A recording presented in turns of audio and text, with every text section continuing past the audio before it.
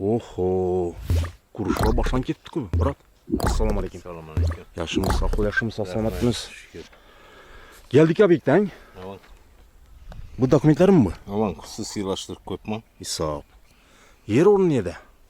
Yeri onun ilen şu durgan yeriniz. Ha ne şören? Aman. Kazıklarım kakıldı. Aman. 4 tamallama. Aman.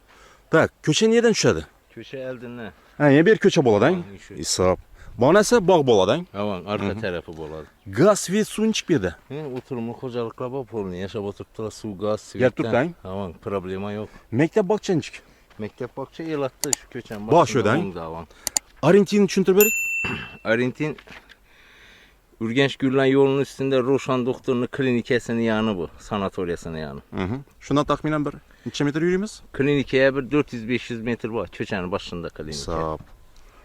Bunda 200 kvadrat metre boladan. Ona 20 avan. Ona 20. Dokumentleri tak eken dostlar. Avan.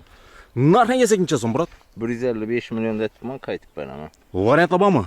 Yok nakpul olsa satamız. Ne yaş pere sakıran? Avan gelişemiz. Dostlar ortada Jaipur Pasredinki premo mülkiyesinin nömrünü koyamız. Telefon nömür?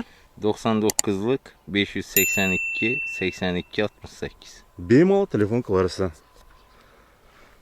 200 kvadrat metre dostlar. Yaşar köşe bolamız. Doğru mu? Avan. Ana komşununki boladan. Avan. Mınglay oladı. Bana yol çadı. Yaşını uzinlayın. Köçen onunu bağlan. Otasik var. Savalla bolsa benim bağlanırsa dostlar. Ekranın mülkiyesinin nömrünü koyamız. Keyingi videoda da uçuşun çakar. Sağ salamat bolar. Пока.